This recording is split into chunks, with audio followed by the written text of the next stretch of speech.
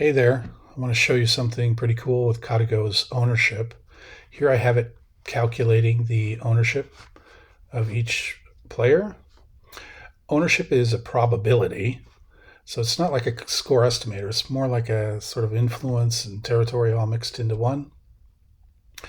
But anyway, it's a probability calculation of how likely this player is going to own this point. So in this case, black by 28%. That's what KataGo thinks, right? But because it's a probability, he can see into the future.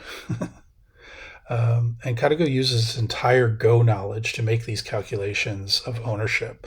So it's not just a heuristic. It's using everything in its brain to get to these results. So you can see that when black plays here, he leaves an invasion possibility here and also encourages white to play at these corner points. He also knows a lot of concepts, like if it's not a cross game, it's more likely that players are going to take sides like this. He also knows concepts like if you play in one area, you give away another, and so on and so forth. And it's not just opening concepts like this, of course. It's, end game sequences, co-threats, sente, everything that KataGo knows about Go is applied to the ownership calculation. But what I really want to show you is this idea of tracking changes in ownership instead of the ownership itself. So what this is showing you, it's a different meaning to these colors.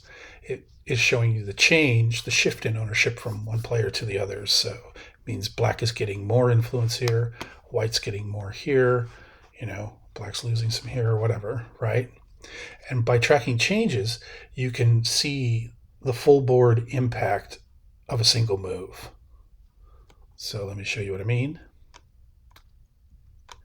So this move, this is what the move does to the entire board. So this move increases some influence here, over here, encourages an approach move, and lets black think about these corners, right? So the whole board is affected by this move in terms of ownership shifts, right? You can see how fluid everything is. And the influence doesn't just change locally, it changes over here too. And this is because of alternating moves and what's at stake and possibilities and stuff. It's everything that KataGo knows being applied here. And you might think that these calculations are a bit noisy. They can look noisy at times, but KataGo really does know what he's talking about.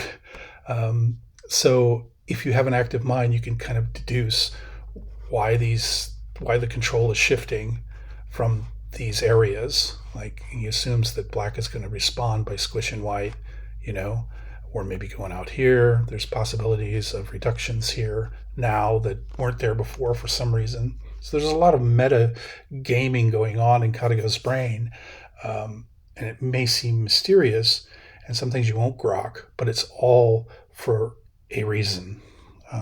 Anyway, I find it very interesting. I hope you found it interesting as well. Thanks a lot for watching my video, and you have a nice day.